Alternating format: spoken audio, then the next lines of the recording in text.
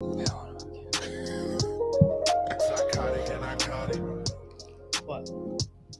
Can you hear it? Yeah.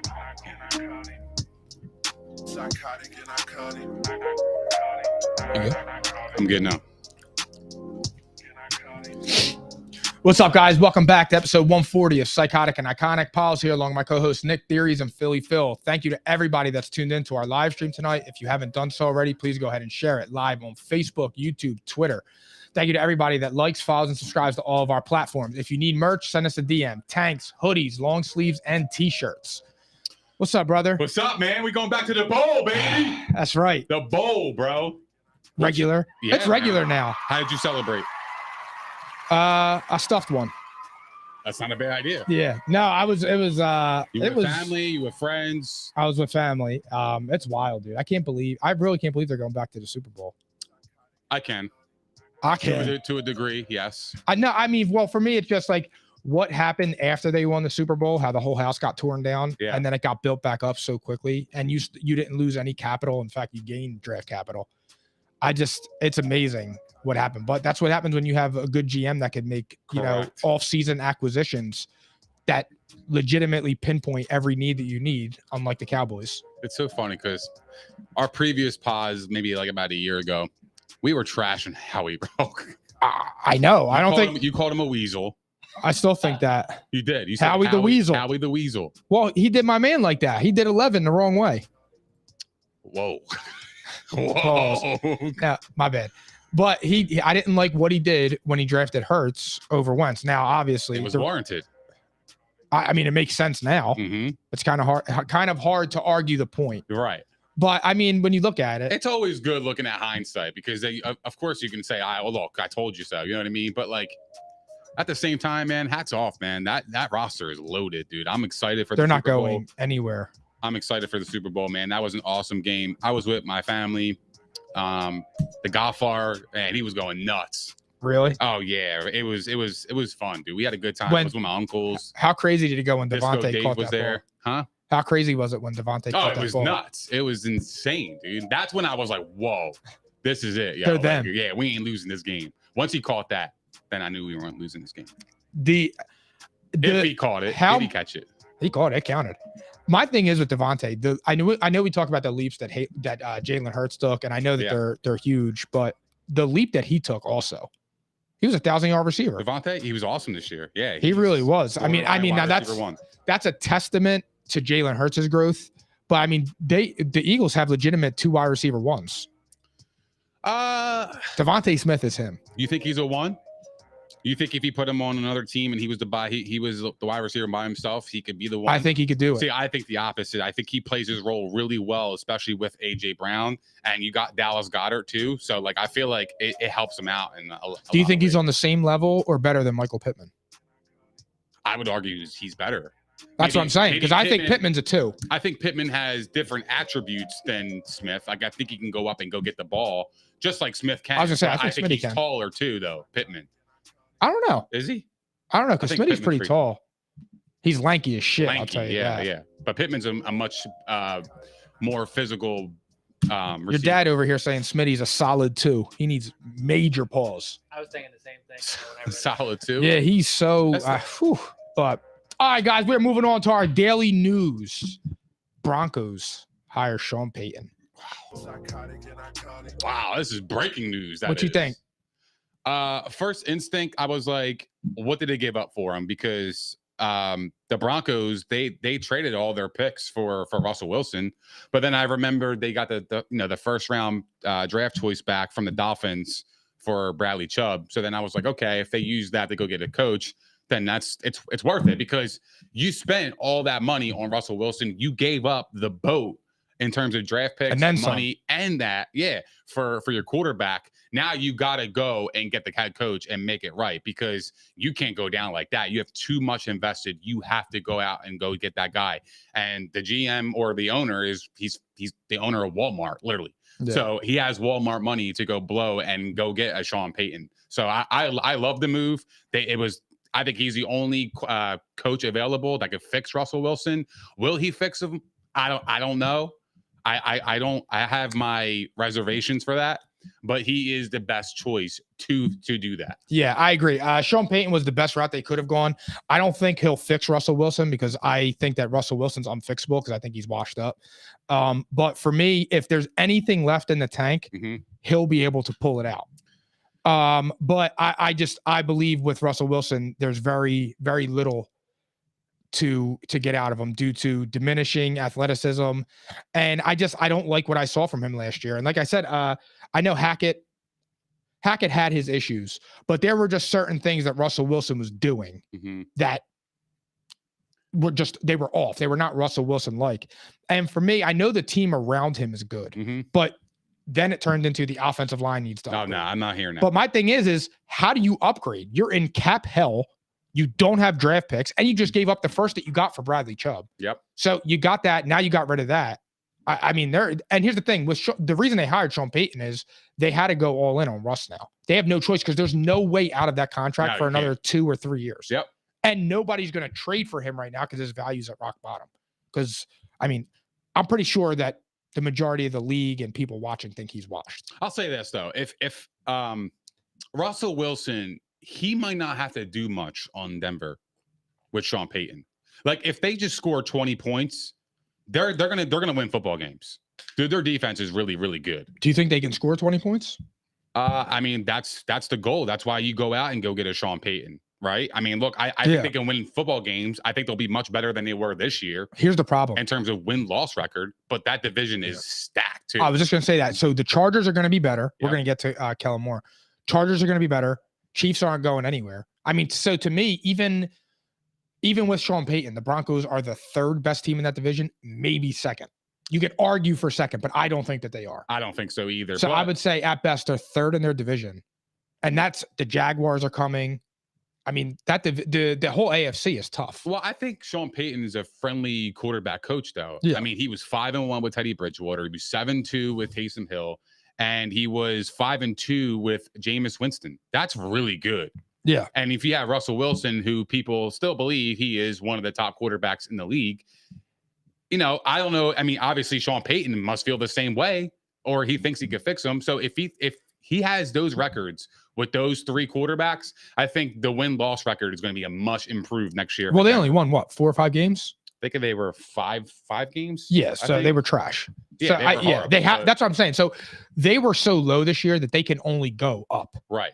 So I mean, anything's an improvement from what it was, as long as they look like a functioning offense. I agree. I just I don't know if this catapults them to Super Bowl status. They're not. I still don't believe that they're a contender. I think that they can compete for a playoff spot. What are they missing? We talked about this on last week, I believe. And you asked me that question. I said, I think they need another running back. I think they need a tight end.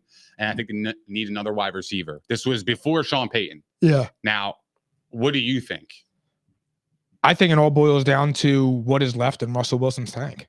And even if they got another wide receiver, I don't think they can get a wide receiver that's going to be as impactful as you will need. Because I've said this before, Russell Wilson's greatness was relying upon his athleticism and his escapability and making plays on the move. I don't think that Russ has that anymore. And I think Russ is reluctant to do that now. And it's very similar. Remember when RG3 got hurt and he decided he wanted to be a pocket passer? Yep. And it doesn't work because that's not their skill set. Yep. I think that's what's going on with Russell Wilson. I think now he's 34.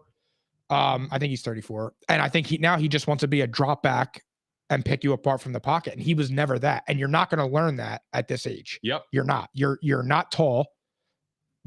Part of your game is running around and being athletic. And he could have done that this year, and he wasn't doing it. I agree. So there's nothing that leads me to believe that all of a sudden now Russell Wilson's going to play harder and revert back to running around and making plays on the fly. Can he do it at times? Yeah. It's the consistency that he's going to need that I don't believe he'll do. I think the most underrated thing about this whole hiring is the respect factor that Sean Payton is going to command in that locker room. I don't think they had that in Nathaniel Hackett. I think they lost that during the season, especially, early on when he was blowing the calls during the game, not managing the game like a head coach.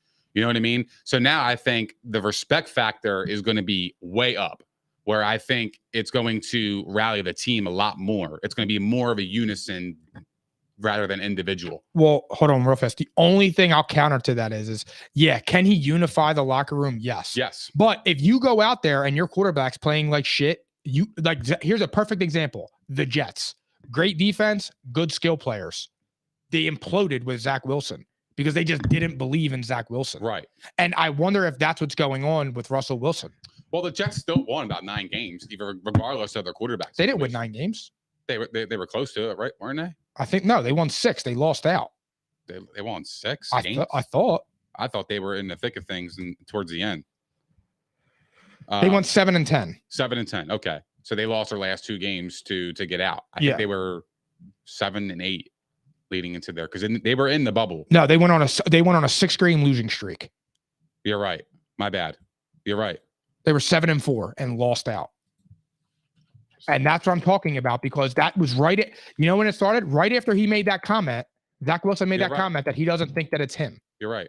And then all of a sudden, everything started going downhill from there. And that stuff could break locker rooms apart. And my brother just said too, if Tom Brady goes to the Raiders, give me the Raiders and Tom Brady over the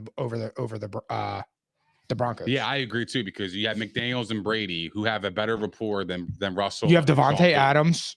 You would probably sign Josh Jacobs at that point. You have to at that point. So I mean, and bolster up the offensive line because they're going to need that. They're going to have to protect it. I don't think he's going there, but we'll get into that at later times.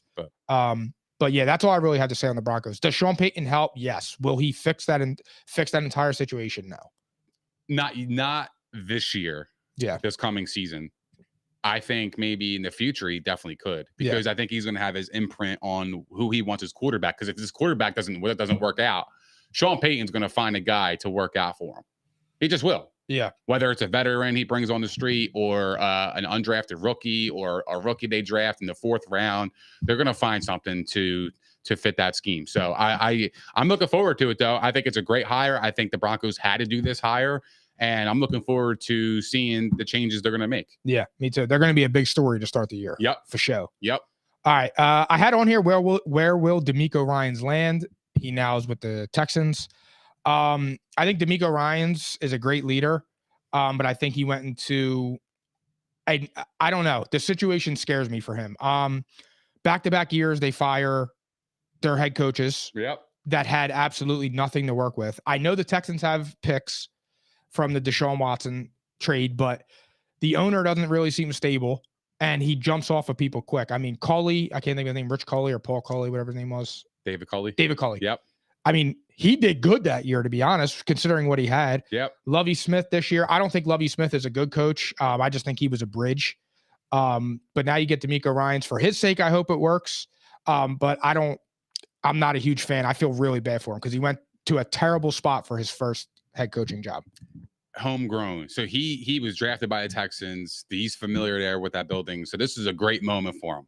However, I agree with you because I tweeted when I learned that he signed a 6-year deal. Oh, I didn't even know that. Is it? Well, apparently it's a 6-year deal. Yep. 6-year deal to become the new head coach of the Texans. I tweeted, I said it's well deserved, but will the Texans honor his 6-year deal or get rid of him after next season? Because that's been the Texans' motto the last few seasons.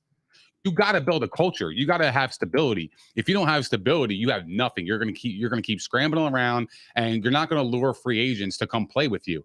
Now they have another situation on their hands with Brandon Cooks. What do they do with him? I say they're going to trade him because it looks like they're in full rebuild mode. And DeMeco Ryans chose them because, well, 2 reasons. A, he got drafted by a Texan, so that he's very familiar with it. And 2, he had this can be his team. Like, remember we talked about maybe a couple of weeks ago, I mentioned the Texans being the best job available out of all the teams that were left. This is why they have all the draft capital. You can come in there, you could put the print on your team. He's defensive minded coach. If he can bring in some defensive guys, build that offensive, the offensive core, drafting a quarterback, getting wide receivers. They have a running back in Dameon Pierce who was really well. He's good. Yeah, he's played really fantastic, bro. He could have been, arguably the rookie of the year for offensive. So they have pieces there. It's just now they're in the stage of building the team from the ground up. And I think D'Amico Ryans is that guy. I think he's defensive mind coach. So I think everything starts with the defensive side, because especially when you got a young quarterback, if you could build that defense, then you're giving the quarterback a better chance to win and build some confidence, and then going from there. Because if you don't have a defense, you're getting shredded 34 and your quarterback can only put up 17 points. Well, that's going to be the result. And then you're going to lose your job because you're going 2-15. So but again, I love this hire. I think D'Amico Ryans has a lot of pedigree. I think he has a lot of confidence in himself. And I think he has a lot of respect in the Houston community. So I love this hire for them. I think it's a slam dunk. Yeah. I love the angle you took too, and him being drafted there. I actually didn't even think of that, which that's really, it does make a lot more sense now. And I like I said, for him, I hope it works out, but I'm skeptical on that. And he's a great guy, man. Like when I was working with the Eagles, because he was on the Eagles, and I was working with them, man. This is a guy that's a leader. Very nice guy. Can you win with 53 D'Amico Ryans? Yes, you can. I absolutely. Just like I say, you could win with 53 Jason Evans. Yeah. Dead serious. It doesn't matter about the skill set. It just matters about the character of the person. Jalen Hurts. They got awesome characters, dude. This is the guy that you can rally around, and I think it's gonna work out for him really well in Houston. Awesome. Truthfully. I hope so. Dallas fires Kellen Moore, and he goes to the Chargers basically the next day. This works, bro. I don't understand that, bro, at all. I don't know why. I just don't get it. Like, I know a lot of we talked to a few of our friends that are Dallas fans, and they were happy to see him go. But I don't understand why. I thought Kellen Moore did a great job. I thought so too. And I mean, again, you can't, it wasn't Kellen Moore's fault that Dak Prescott threw a pick in 7 straight games. Like, he can't do that. You know what I mean? And what you saw what the running game was when Pollard went out, and in the beginning of the year when Pollard wasn't playing. So I don't understand the move at all. And I think that's going to be one of those moves that they look back on and they're really kissing their teeth to. Yeah, I don't get it, because the Cowboys, weren't they second in points behind the Chiefs? Yeah. So my thing is, why? Who's going to do better? Well, now they're saying Mike McCarthy is going to take over play calling duties. What is that going to change? I don't understand, actually. The more I think about I don't understand why all of a sudden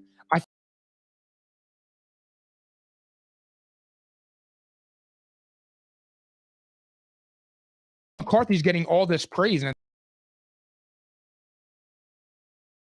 offensive coordinator after you got rid of your best wide receiver at the time, Amari. Yeah. You got rid of him for a 5th round pick and you did nothing to replace him. That's not his fault. And that's Kellen Moore's fault. Yeah. Like, you were second in the league in points and lost your best wide receiver. And then you were running with Pollard over Zeke because your $12 million running back is some done. Situations they were, but I felt like Zeke got a lot more carries than I feel like the Cowboys probably wanted, truthfully. Well, the problem is you had to keep him in there for pass protection. Yeah, you do. That's true. You had and that's what I was saying. Like, I know Pollard's really good and he's electric and he can make plays, but at the end of the day, Zeke is great at pass protection and you need that. Was there a beef with Kellen Moore and Dak? I don't know. Okay. Maybe, but I don't even know what could it have been. Because there's no way you're going to fire offensive coordinator when you were second in the league in points. Like, that doesn't make any sense to me. You went to the divisional round. I just think they needed a change. They just chose the wrong person. Yeah, because they're not going to get rid of Quinn as defensive coordinator, or they're not going to get rid of McCarthy. At that point, you were dug in. And like I said, McCarthy coached well this year. But my thing is, why does somebody have to be the scapegoat? Why can't you just not be the better team? Well, I mean, why? Yeah. I mean, what upgrade are you looking to get? When you do something like that, you better hope Mike McCarthy can call plays, and you better hope he's at least second in the league in scoring points. Because if he's not, then you took a step back. And why would you do that? Kellen Moore had a grip on this offense. He knew what to do. So why are you changing? Skip said something today that made a lot of sense too. You have to install a whole new offense. Absolutely. You have to go into OTAs, all your offseason programs, training camp with a brand new offense, new verbiage. And like you said, Dak Prescott's been doing this for 7 years. Yeah. Like, that's going to be tough. I think that Dallas might they might be in some trouble early on. Is Jerry Jones banking on the fact that McCarthy won a Super Bowl with Rodgers and he called the plays? Maybe. Is this something that he's kind of hanging on to? Because if he is, it's fucking foolishness. It's either that. That's 13 years ago, bro. It's time to turn the page. It's not either that 10 anymore. That or he's giving McCarthy another year, and he's waiting, and Dan Quinn's waiting in the win. But anyway, fuck it. Fuck the Cowboys or the Cow Pukes. Yeah, fuck them, as he would say. Shout out to the Chargers. They got way better, dude. Justin Herbert, Austin Eckler, Keenan Allen, Gerald Everett, and Mike Williams next year are going to be fantasy monsters. Kellen Moore is going to be fantastic. You saw how much he threw with Dak. Yep. And Dak's, you know what I mean? Dak's an arguable top 10 guy. I think he's a top 10, but I'm saying like amongst the general public. But that's where I feel like the Chargers are wrong. They got to run the football a little bit more. I want to see that. But I think they will with him because when Pollard was doing his thing, they were running with him. Yeah. I just hope that Kellen Moore doesn't take out throwing the ball to Austin Eckler out of his playbook because that dude is a monster. When he have 102 catches as a running back, come on, bro. That's a weapon that not many teams have. You got to utilize all your strength. Utilize your best players. So I think the Chargers offseason, based on this hire, is getting a bulldozing running back. Whether it's Spiller, I don't know. They drafted him. I didn't see much. What if it's Zeke?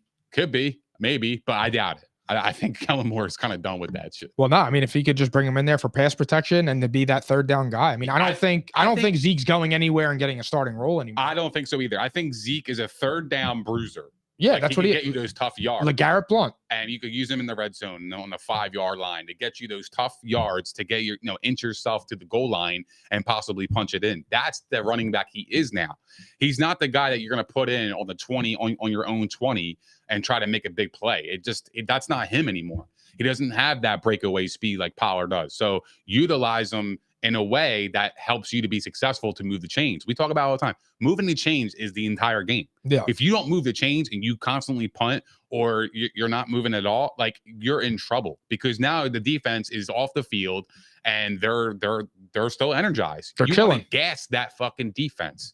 That's the name of the game, dude. It's really just you're playing chess. And it's what the Eagles did. They ran all over the 49ers and they gassed their defense. Right. That's that is literally what the Eagles did. We will talk about that soon. Yeah. All right. Last one before we get to that Eagles game. Tyler Huntley takes over Josh Allen's Pro Bowl spot.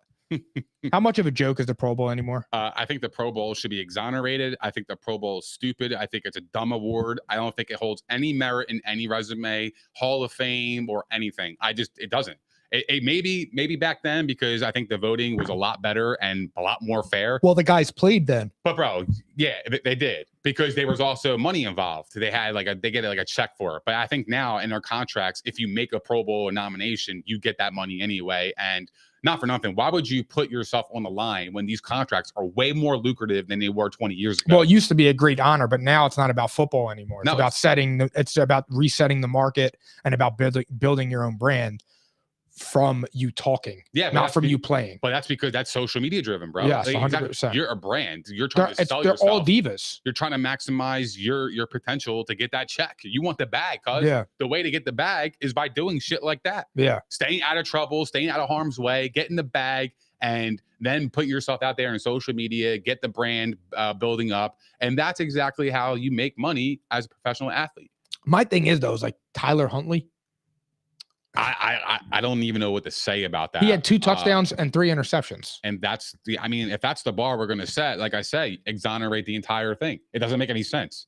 I mean, I get it. They don't play the game anymore. They play the competition, which I love, by the way. Me too. That's actually going to be fun. I love that. Yeah, it's fucking awesome. Like it is. But at the same time, it's like, what does the award mean? What does a Pro Bowl mean? We were talking about this last year. Remember when we were messing around and we were arguing about Mac Jones? Yeah. And you were saying about him making a Pro Bowl. And I'm like, bro, he was like the 7th reserve. Now he's better than Tyler Huntley. Don't get me wrong. I'm just saying this is exactly what I was talking about. Like, how do you even take any honor in that anymore?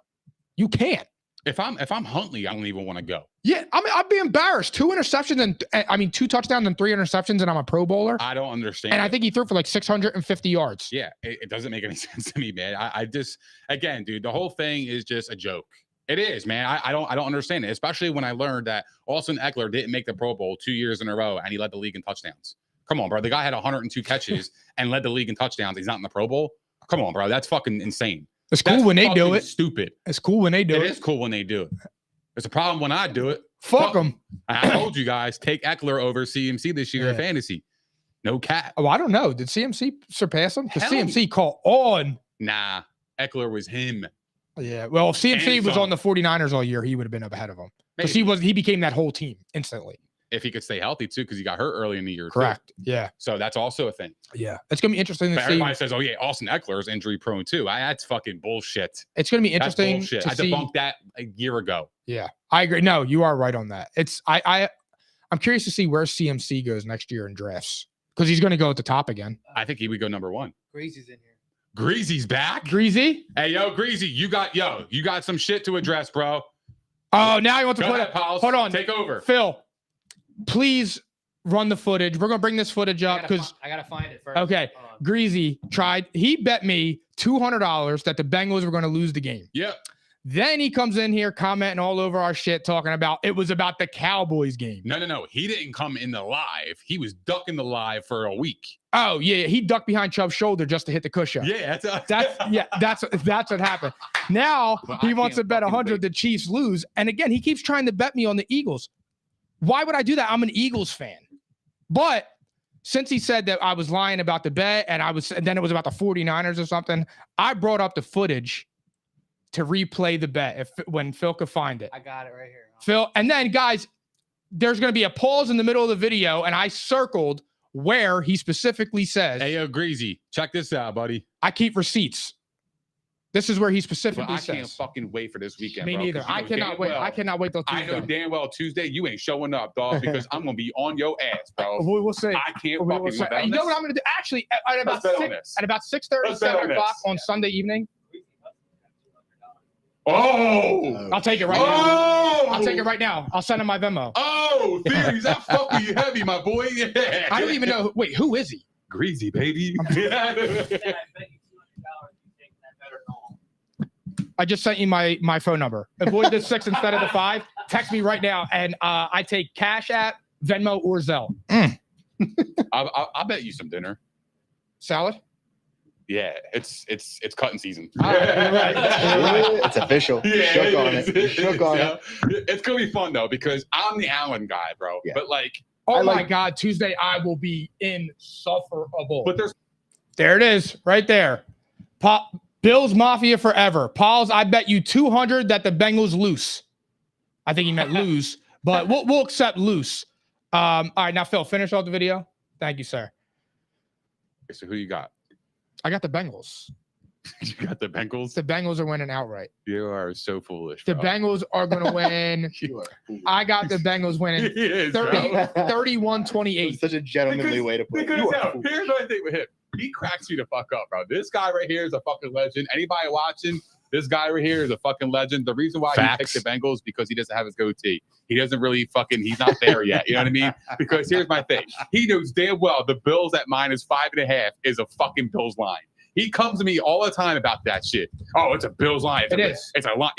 Come on. It is a Bills line. So you're going against your Bible, bro. I have to. You know why? Why? Because at the end of the day, you know why that line's like that? That's not a true line. You know what that line is? Explain. That line is the love fest. Oh my God. That line is the obsession with Josh Allen and the Buffalo Bills. That line is Vegas saying, I'm gonna run your fucking pockets, family. No. Yeah, All right. Back to the hold on. Was this a shot at Greasy? Or is this a shot at Greasy and Theories? No, it was No, it's what happened. Damn. It was you unload the clip on me, fam. No, pause. Hold on. It was a shot. It was a shot at Greasy. You were just talking so ridiculous that you got roped into it. I feel bad. I didn't want to do that to you. But, you got to wear that too because you were talking a lot of shit. And I showed up Tuesday, and you said if the Bengals lose, I'm not going to show up. What did I say? I didn't say that. Guess what? I showed up. Oh, yeah, you didn't say that? And you caught a body. Oh, yeah, you didn't say that? I can run the tape too, but I'm not going to do that because we're doing the show right now. Okay. However, Greasy Hustle, you owe him $200. Pay up your bet. Yeah. So, all right, I'm finished on that. I'm not arguing with him over that. He keeps saying that I owe him money when I just showed him that he bet me that the Bengals lose. Greasy, you need to hustle a little bit better, bro, because your pockets are empty, family. All right. We're moving on, guys. Eagles eliminate the 49ers 31-7. Eagles advance to their second Super Bowl in 5 years. Yo, are we now the standard of the NFC East? I think the Eagles have been the standard for the NFC for like 20 years now. Agreed. Seriously, I think they've been one of the best franchises in the last 20 years in the NFC. We have the most NFC Championship appearances, right? Yes. It's not even close, Yeah, right? 7. 6 or 7? 4, 7. 5, 6, 7. Yeah. That's really, really good. That's dominant. It's dominant. That is dominant. 100%. The Eagles have always been a really good team. Yeah. So it's awesome, man. Do you think the Eagles are this good, or do you think the 49ers were at a disadvantage? I think both things can be true. I think the Eagles are that good. I think the Eagles will win the game regardless if Brock Purdy was in there. It could be Brock Lesnar, Brock Purdy. I don't give a fuck who it was going to be. Brock Lesnar is awesome. I don't care who was going to be at quarterback. There was no way they were losing that game, the Eagles. Absolutely no shot. The Eagles are damn that good. They have proved it week in and week out. They proved it the entire season, putting foots in motherfuckers all year. And they have been the best team in the NFC. And it hasn't. And you can make a case for the Niners. Yeah, absolutely. But they ran into a buzzsaw with the Eagles, regardless of their quarterback situation. However, I will say it would have been a much different game with the quarterback. Absolutely. The Niners were definitely at a disadvantage. I'm not taking away from the Eagles. The Eagles were going to win anyway.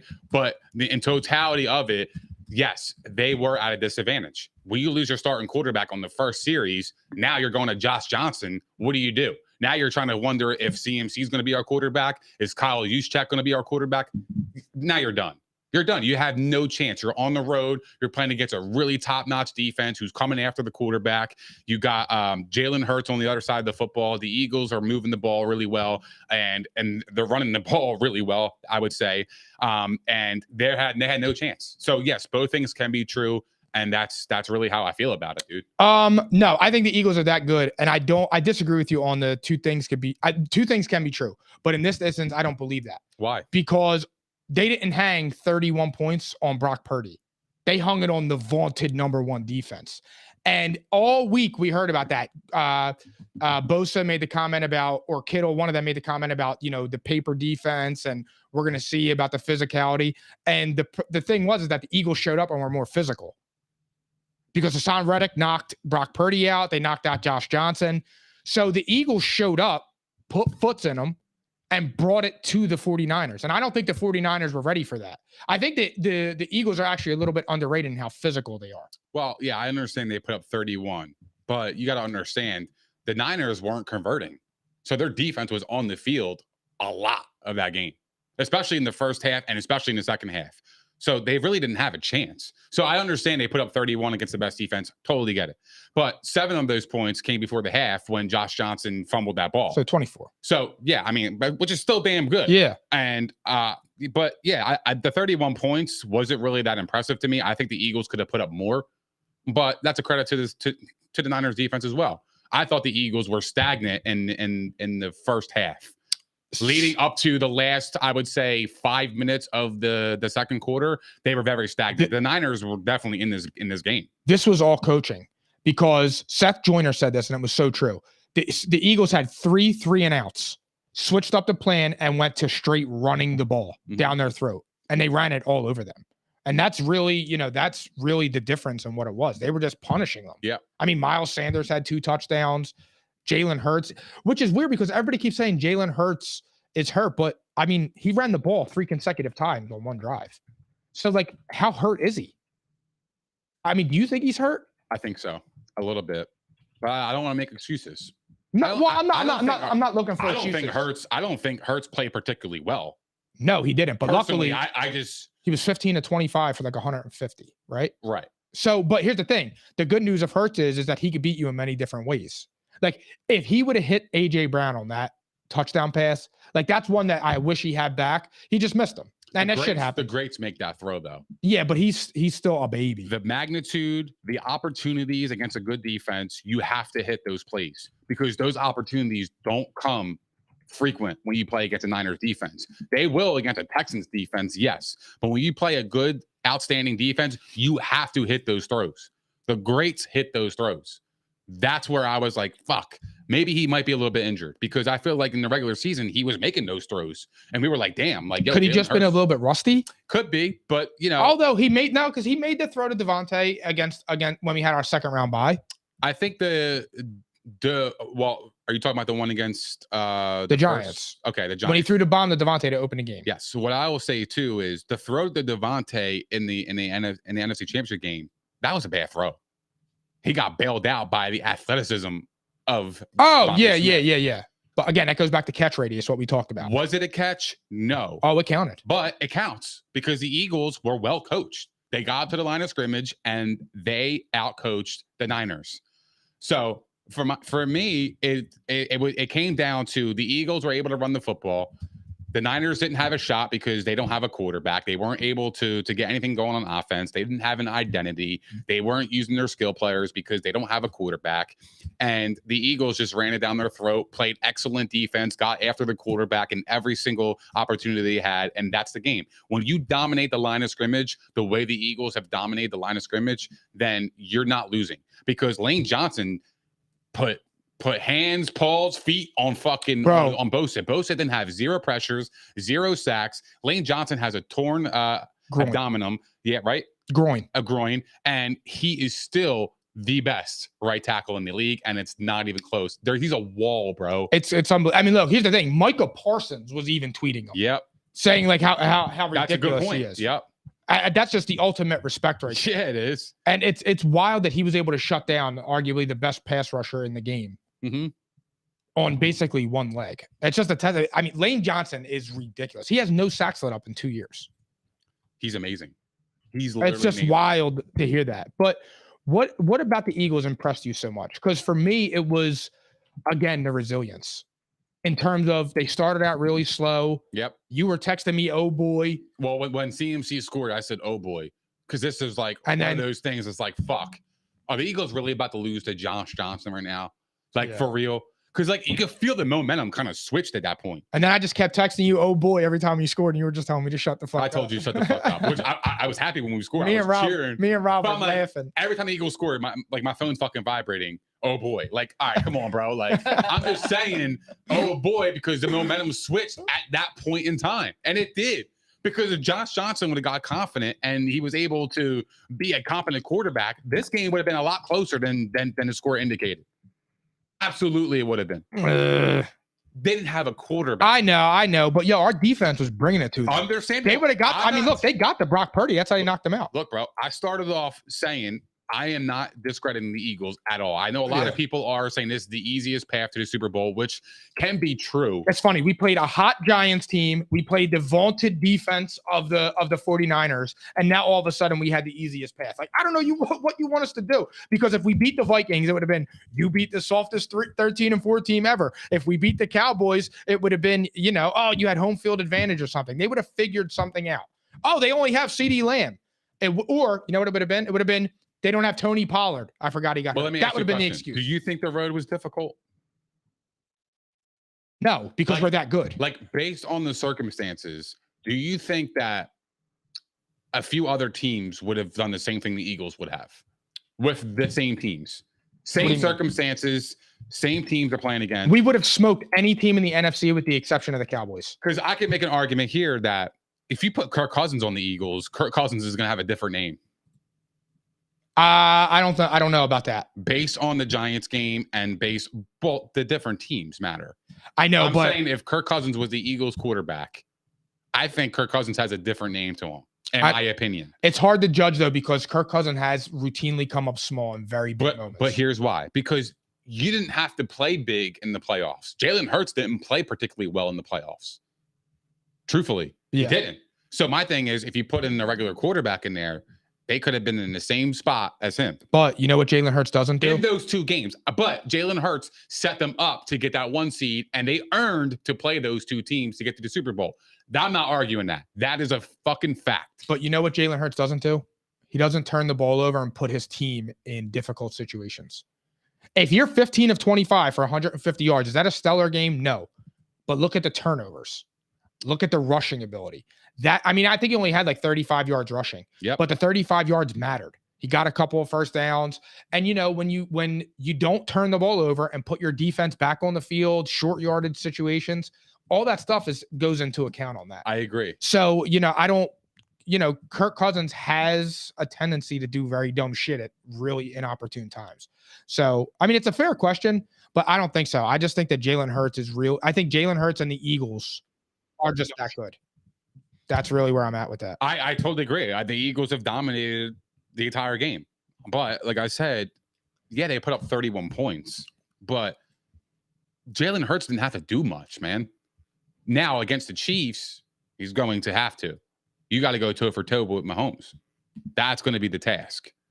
Now we're going to see what Jalen Hurts is really made of. Can you get to that level? Yes. Can you play? You don't have to be there all the time, but when your chips are all in, can Jalen Hurts bring you there? And here's the thing. If he plays well and they lose, not that it's okay, but you can live with that. You can hang your hat on that. It's how you perform in that moment and what you do in key situations and those galvanizing moments. Yeah. That is how you do it. Like, we're going to get to this in a minute. Joe Burrow kind of came up short. We're going to talk about that. Yep. But in those moments, that's what I look at. My thing is, this playoff was a great thing for the Eagles. However, I can argue that it was kind of disappointing because, and here's why. The disappointment comes from, do the Eagles actually really know what they have in Jalen Hurts?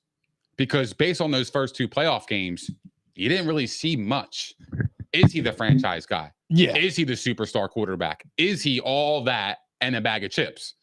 Like the media has been has been portraying him, the MVP. I think he was the MVP. But these two games in the playoffs didn't tell me anything about Jalen Hurts. That's where I'm like, fuck. You know what I mean? Like, I wanted to see him have that galvanizing moment, that superstar moment where he lifted his team up and won the championship game because he was able to do so based on his skill set. Yeah. I didn't see that. No, he didn't have the opportunity to do it. That's what sucks. Yeah. That's the disappointing part for me. However, as a fan, you want to see that and you're a franchise quarterback. I didn't see that. No, not that he was given a chance to do so. It's just disappointing that it unfolded that way for me. Yeah. However, I will say this, and I'm not trolling here. He's been to a Super Bowl before Josh Allen, and Josh Allen got his deal. Josh Allen got his deal, his money. Yeah. So you have to look at things like, not for nothing, but if Jalen Hurts wins the Super Bowl this year, he has as many Super Bowl rings as Patrick Mahomes, whom people are already proclaiming that is a top 5 quarterback ever. So that's what I'm saying about that.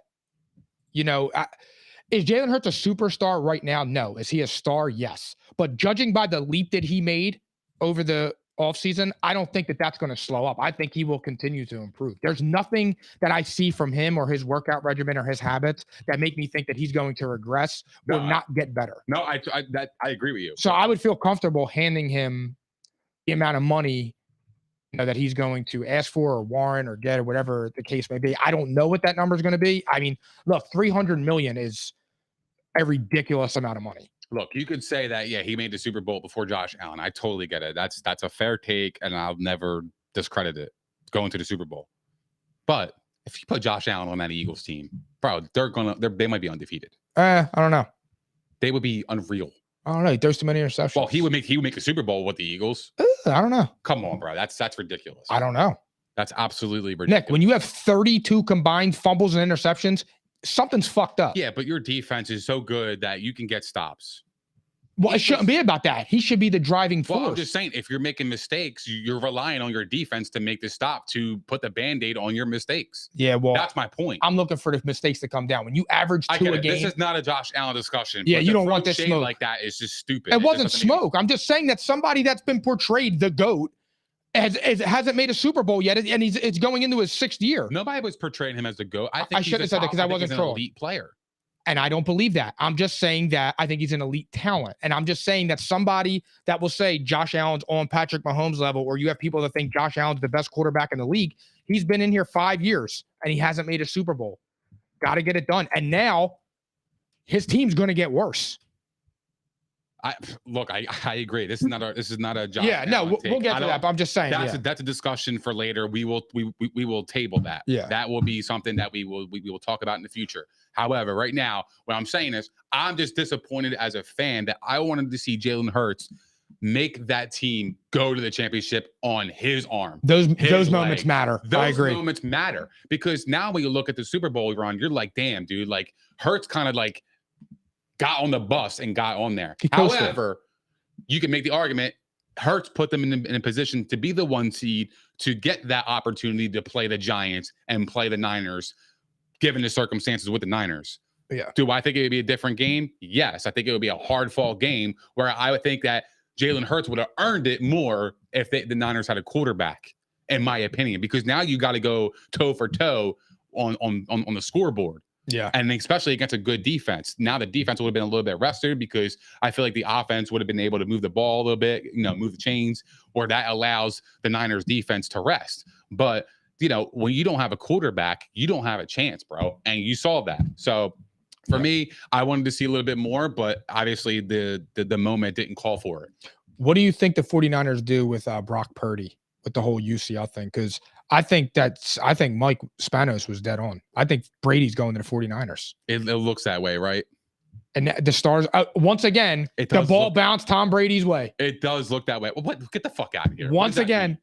What does that mean? Dude, we've always laughed about this. The ball bounces Tom Brady's way. If something freakish or weird happens, it's in Tom Brady's favor. Why is that in Tom Brady's favor? He has to move across the country to do that. Yeah, but he wants to go to his hometown team. The team is loaded. It's a plug and play.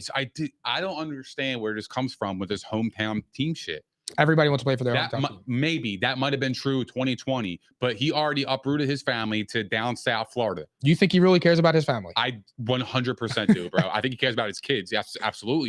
First of all, I would hope so. Second of all, he had an ultimatum. He had an ultimatum. What kind of fucking shit is that?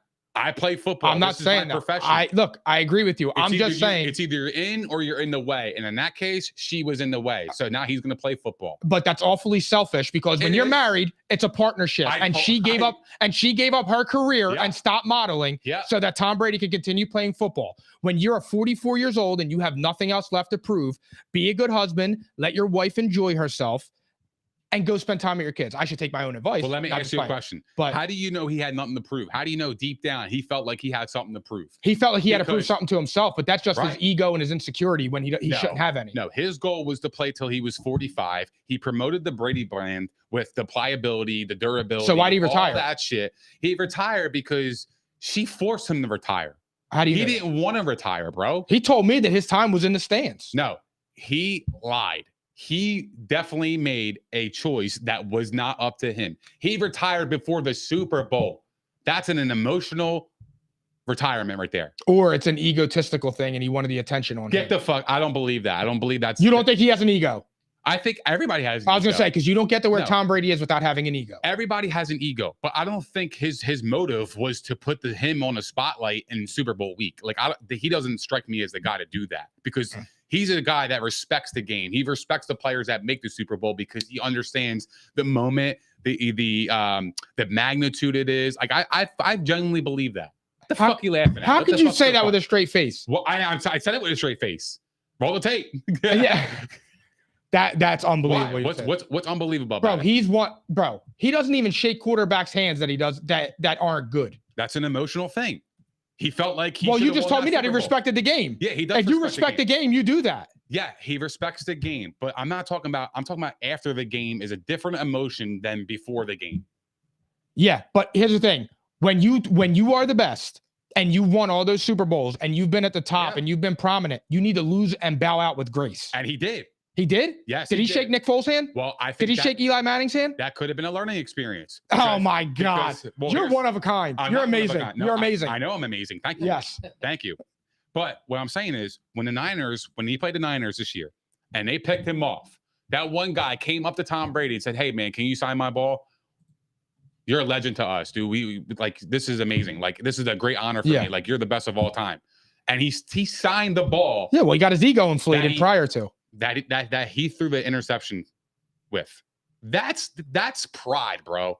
That's putting your ego to the side and saying, you know what, I got you, bro. I understand my status versus yours. So anyway, what do you think the 49ers are doing, Nick? You're an idiot. What do you think the 49ers are doing, Nick? What I think the 49ers are doing, I think they're gonna keep what they have. You think they're going in the thing with Jimmy G, Trey Lance, and Brock Purdy? I think they have options. Yes. They got the trio. I think they have options. I think they can win with those kind of quarterbacks. The problem is, can they stay healthy? That is where I'm like, okay. Yo, can we start a petition for the 49ers to upgrade their medical staff? Well, yeah, I know. I've never seen a team that gets injured. They average one injured player a week. Their running backs, their quarterbacks. It's a mess over there.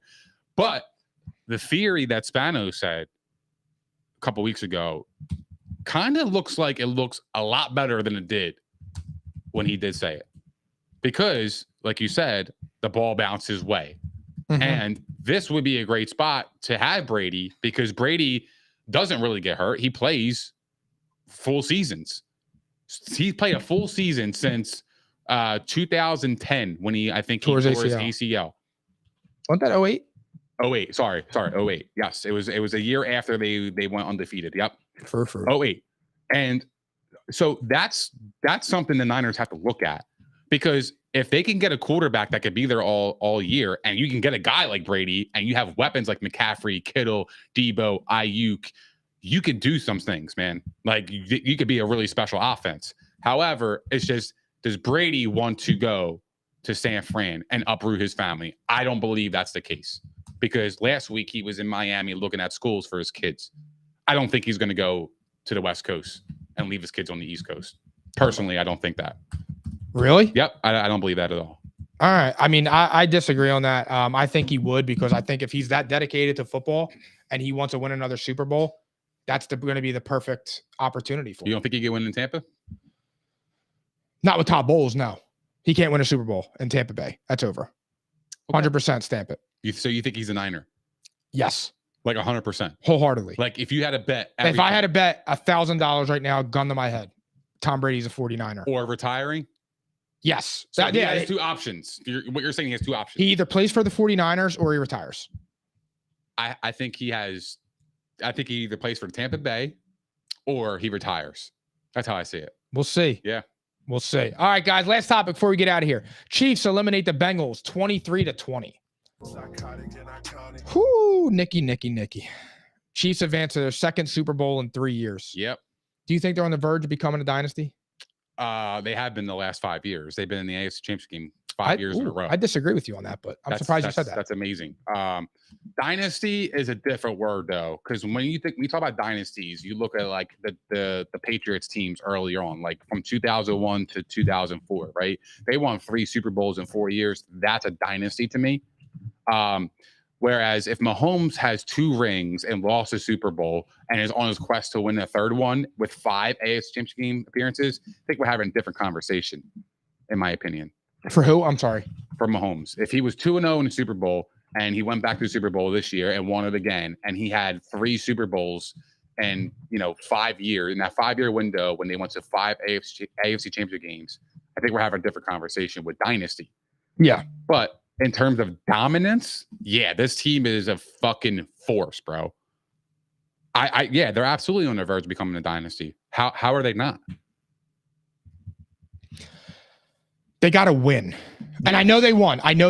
But listen, dynasties aren't built on AFC Championship games. I agree with that. They're on the verge. The question was, are they on the verge? Yes, they're on the verge. Yeah, I believe they are on the verge. I don't believe that they are yet. Because here's the thing. If Patrick Mahomes loses next week, he's now 1-2 in the Super Bowl. Not that it's going to hurt him. He still got there.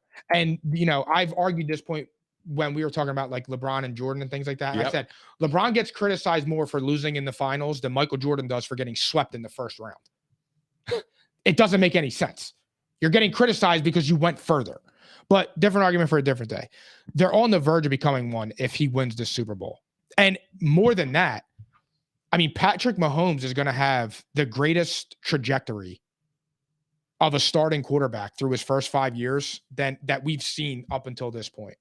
And you still have Andy Reid, who's fairly young, not young like that, but and we were talking about this, off record. And I was saying, like, realistically, what would it take for him to become the GOAT or get into that conversation? And for me, he would need 5 Super Bowls because his stats, especially just because it's a passing league and his athleticism, he's going to blow away everybody in stats. But I mean, to have 2 Super Bowls and 2 Super Bowl MVPs at that point, because he would win the MVP because his team is all banged up. But if he wins the MVP, do you know who the last player to win the Super Bowl MVP and the MVP in the same year was? Kurt Warner? 1999. Yep. I remember that. That's crazy. Yep. I think I said that maybe like a long time ago. It might have been last year. Last year. That was, yeah. Yep. So I that's, do remember that. We'll get to our predictions. And the last 6 quarterbacks that led the league in passing have never won the Super Bowl. Correct. That's amazing. And he led it too. I mean, he led it this year. So it's, the Chiefs are really good, and I don't think they're going away anytime soon. No, I don't and think so. they're only going to get better, in my opinion, because they don't even have wide receivers. He was down his top 3 wide receivers, his linebacker. I mean, his running back. Yep. What do you want him to do? I know. I agree. Mahomes has earned his respect. He's unbelievable. They're amazing. And here's the thing: the Bengals had chances to do it.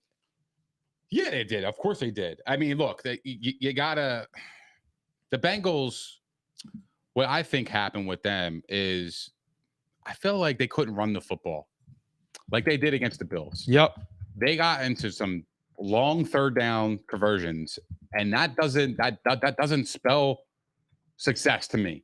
You got to be in 2nd and 2s, getting 2nd and 4s. When you're at 2nd and 8s, you're not going to be successful. That's what happened with the Bengals.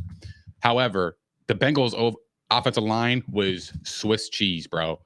I mean, Burrow in the first quarter, I think he got sacked 3 times. They exposed them. That was absolutely a domination on the Chiefs front. And credit to Ryan Dock. He said Chris Jones was going to have 2 sacks.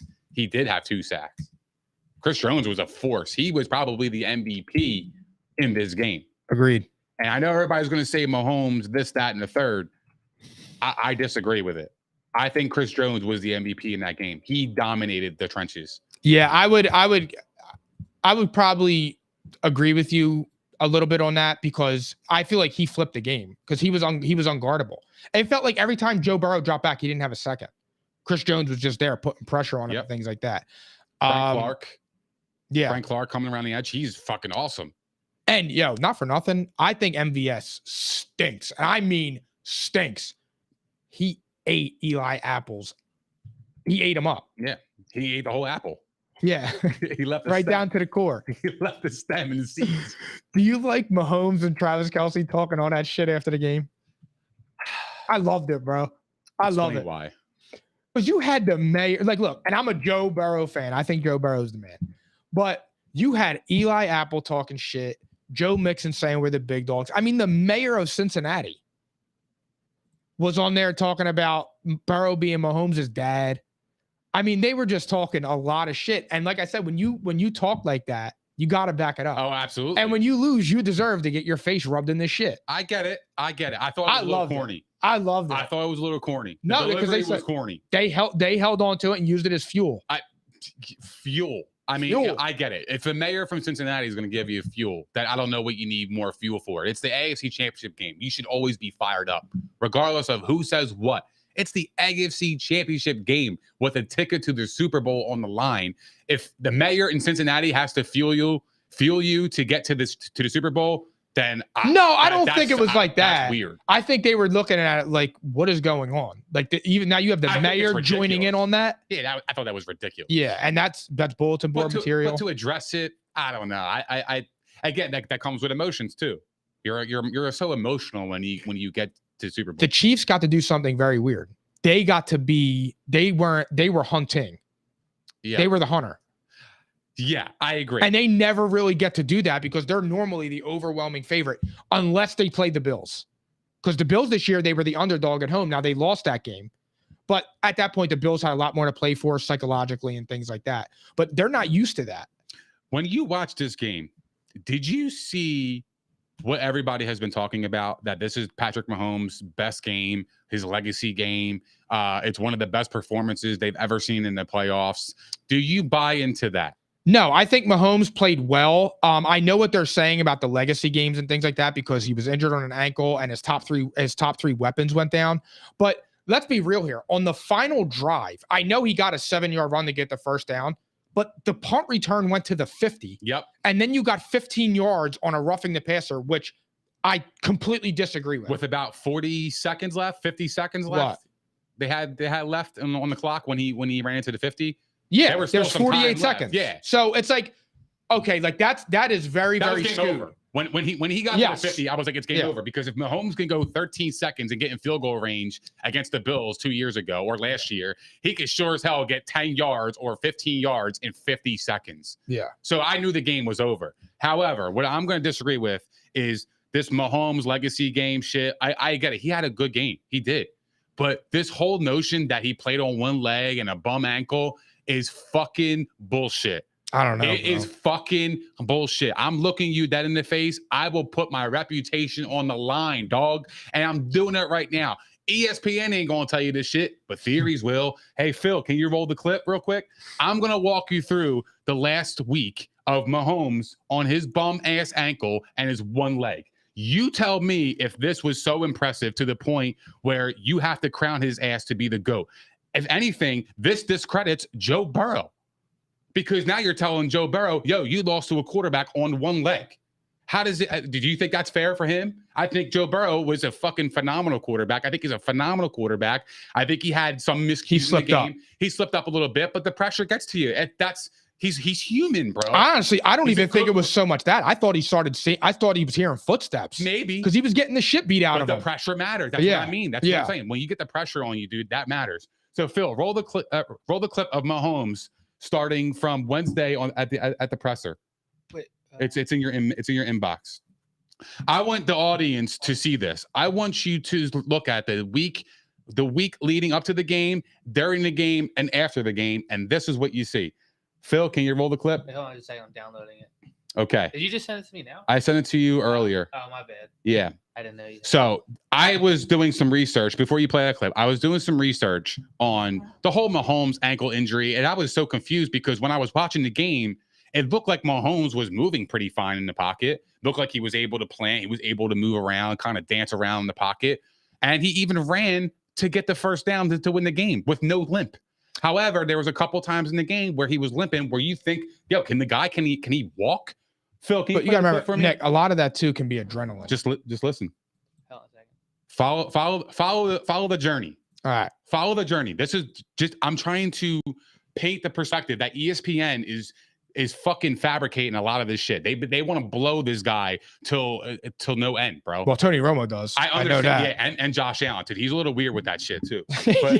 But Yeah. Phil, can you play this clip for me? This was Mahomes at his presser last week. No limp here, right? Wow, that's impressive. He heals no fast. limp. Him walking into the stadium on Sunday. Where's the limp at, fellas? You tell me. One leg, one ankle. Then hold on. Stop that. Right there. That was the first possession in the second half when the Chiefs went 3 and out. He threw it incompletion. All of a sudden, his ankle is completely ripped.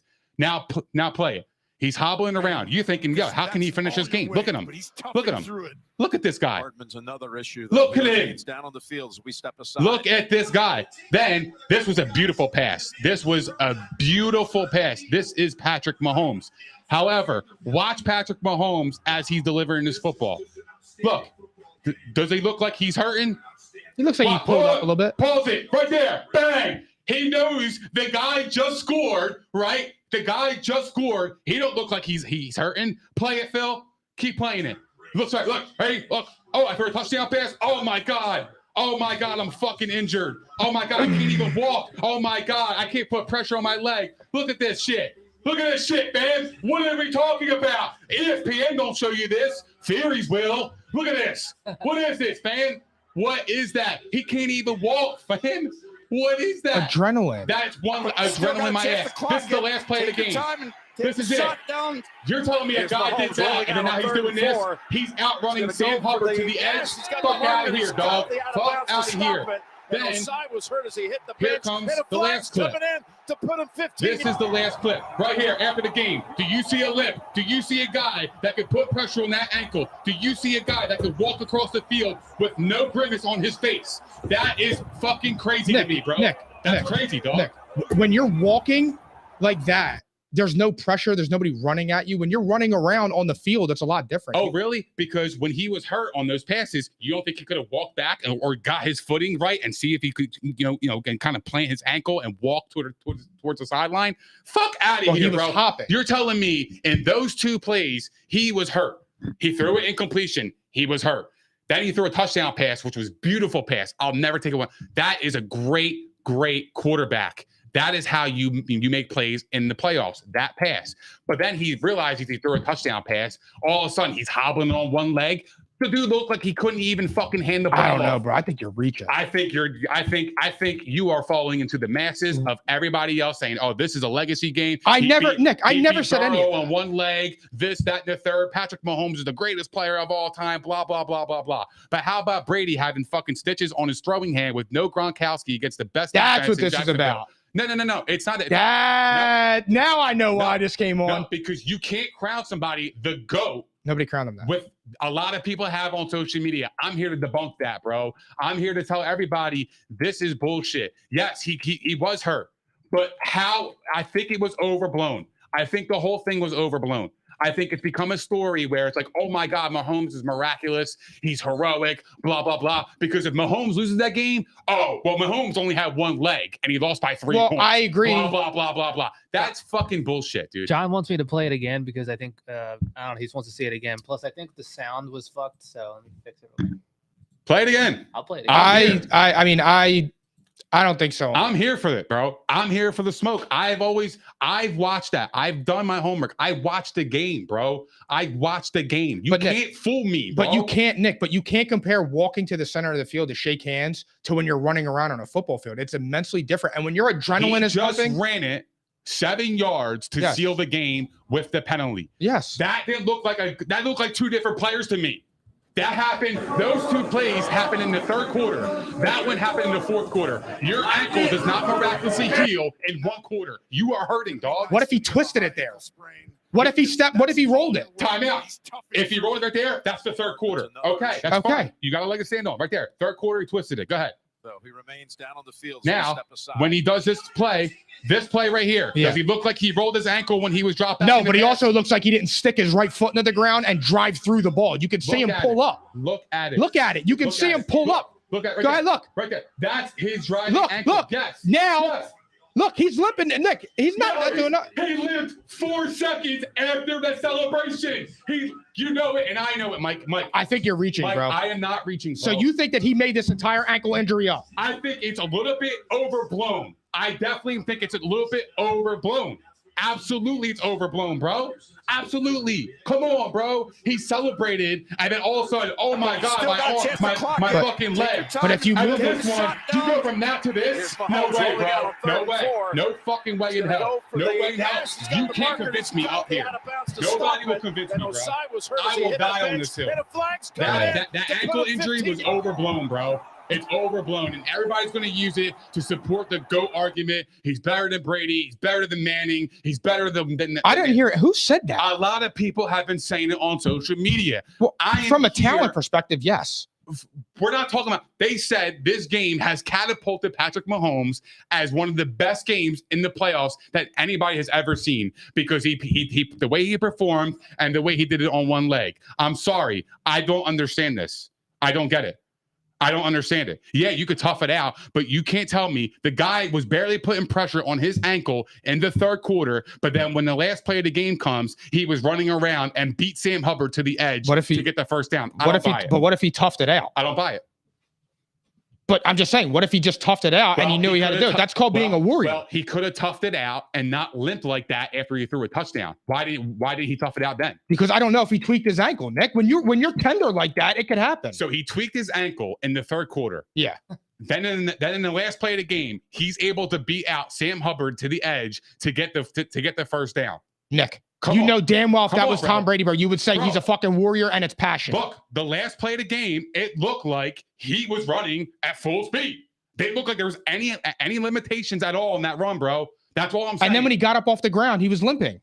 Of course he's gonna limp because he's selling an act. When you are shot out that you are saying that, bro. When he got hit, he flopped when he got hit. I agree on that. Yes. That's why I said they shouldn't even called that penalty, but that's a different thing. That's the whole point. But he didn't know they called the penalty. If he gets up and starts limping, then the call is gonna go your way a little bit more. That's my argument. If your quarterback gets up after a late hit, just say they didn't throw the flag at you, Mike. If they did, if he got up limping, the refs would have huddled together and they would have threw the flag eventually. That's my beef. Well, I think that with the roughing the passer call, he would have got it anyway because he's a superstar. He's already earned that respect. And that's just what happens when you're on that level. He's like the golden boy. Him, Josh Allen, Tom Brady, they get calls that other players don't get. I mean, there was a couple of times where you see Chris Jones or one of the linemen, Frank Clark, 2 seconds after the play, push Joe Burrow into the end zone. I know. He just doesn't. He's not. I don't know why, but he's not on the Brady, Mahomes, Allen level yet of those calls. I saw that too. I saw that. Well, actually, I'm not even going to say Allen because Allen takes a beating, but that's his fault. So I'll say Mahomes and Brady. I would agree. I just don't believe that. I don't think that he was making anything more of it. I just think at certain times he could have tweaked his ankle and things like that. I know what you're saying. I know exactly what you're saying. I don't know. I don't buy into that, bro. I really don't, because you can see that, like, again, adrenaline, I feel like can overtake that. Oh, the only one I will say I'll give you some credit on, well, a lot of credit, the run at the end of the game when he ran out of bounds. That does make sense because at that point he was picking up speed on a bum ankle. So that is the one. Like the other ones I'll fight you with, but that one I'll say, okay, like that is kind of, it's weird. You figured out how to get the strength to run 7 yards and you ran all the way across. He used it as a ploy. That's what I'm saying. I think he used it to his advantage though, because when he threw that touchdown pass, it was, oh my God, Patrick Mahomes threw that laser dart with one leg, right? Well, yeah, that's what all the announcers do now. Exactly right. Yeah. Then he threw an incompletion. He threw the one ball to MVS. MVS literally had to spin around and catch it. Beautiful. And it was catch. a great catch. Beautiful catch. Great catch. But you got Tony Romo on there saying, what a perfect throw by Patrick Mahomes. Dave, interesting theories. That's a fact. It's not a fact. It's an opinion. I have a strong opinion about that because when I watch the clips, the storylines don't even match up. Because last week against Jacksonville, he hurt his ankle and he could barely hand the ball off, bro. Well, they did take him off the injury report. Listen. Then correct. He could barely hand off the ball. Then he wasn't on the injury report. Then he walked off the podium, no limp. Then he wasn't on the injury report. Then he walks into the AFC Championship game tunnel to the stadium with no limp. Now all of a sudden he's on the field and he's limping. I'm not buying it. And then the last play of the game, he runs full speed for a first down. You can fool the public because the public loves you. And this is only going to increase his legacy even more when he plays on one leg and he beat Joe Burrow on one leg in the AFC Championship game. That's my point. Well, they're already saying that. And it's similar. It's going to go down with. That's my point. It's Nick. It's the same thing with the flu game. And then it's, not for nothing, but Tom Brady's stitch on his hand, like that should have been bigger. But then you got Bill Belichick. It's not open heart surgery. There you go. But everybody has, like, certain players have those things. Like Aaron Rodgers, I don't know, was his shoulder or something like that, where he came out from halftime and came in after his shoulder. Yeah. They were down. They're making fun of him saying he was high. Well, they were on losing, the interview. Yeah, they were losing in that so game. So you see things like Paul Pierce. They just have those moments. But I like what they're saying with Mahomes is like, that is a narrative they're going to drive. Yeah. They're going to drive. Because like for the rest of Mahomes' career, at least for the foreseeable future, they're going to point to that, especially if he wins the Super Bowl. They're going to point to that as like his moment. Look, man, I know it's not an unpopular opinion, but I'm not here to be popular, bro. I'm here to give you the truth. I'm here to give you what ESPN ain't going to talk about. And that's a fact to me, bro. Like when I watch those clips, you can't convince me that it wasn't a little bit overblown. You just can't. He knows what's at stake. He knows. Yeah, I get it. He throws a touchdown pass like the way he did, and he limps. He's going to get more credit for that pass than ever. Even though it was a beautiful pass. Yeah, it was a laser. But he was going to get way more credit because he threw it on one leg. And I'm here to say that's bullshit. Yeah. Seriously, I am. Because when I watched the game, there was some series he's limping, and then there's some series he's not. You can't tell me, I agree with you. You can't tell me a week ago you could barely hand the ball off, then you're not on the injury report. What is the truth? Yeah, I mean... What? You're telling me he's that immortal to where he can't get hurt for a week? That's fucking insane, bro. It could have been mind games. It could have been mind games, but that's what I'm saying. Well, they say high ankle sprains are like 4 weeks, and he recovered in a week. That's what I'm saying. He wasn't on the injury report. He's walking off the podium with no limp. He's entering the stadium with no limp. Unless they shot him up with Toradol. Maybe. Well, medicine to like painkillers. Maybe, but explain the third quarter of him limping in two separate occasions. So the one with the incompletion was a 3-and-out. That was the first possession that the Chiefs had, and that was about 8 minutes and 38 seconds left in the third quarter. The second one, where he threw the touchdown pass, was about 4 minutes left in the third quarter. So that's a very short time frame. When he dropped back the pass or throw that touchdown, you didn't look like there was any limitations. He was moving on that ankle. And then he threw the touchdown pass. Then he miraculously limps. Then the last, the fourth quarter, no limp. The last play of the game, he's hustling down the sideline and with no limitation. That's literally impossible, bro. That's impossible. That's the only one where I legitimately am kind of like, dude, you would be hobbling. You wouldn't even be thinking about running because your ankle's so fucking sore. Yeah. Or hurting. That's my point. Whether you agree or not, it's fine. I'm just here to give my opinion on it. Yeah. It's not popular. I might get killed for it from people watching this podcast, but I don't really care because what I showed you is the breakdown of how I see things. Yeah, no, I'm with you, dude. I mean, look, if that's what you saw, it's definitely interesting. Like I said, it's weird. I don't agree with me, bro. All of it. I do agree with the one running to the sideline because that's just weird, man. Yeah. All right, guys. Thank you for tuning in tonight. That ends our show. I'm gonna pass it off to Theories, and we'll see you guys on Thursday. Thank you guys for hanging out with us. We appreciate all the love, support, and the comments. If you guys haven't done so already, please don't forget to like, subscribe, and hit the notification bell on YouTube. We are also available on Spotify, Apple Podcasts, Google Podcasts, iHeart, Megaphone, Stitcher, and all that other shit. Also, follow us on all of our social platforms as you do not want to miss our daily content on Facebook, Twitter, Instagram, and TikTok. And we will see you guys this Thursday at P&I, baby.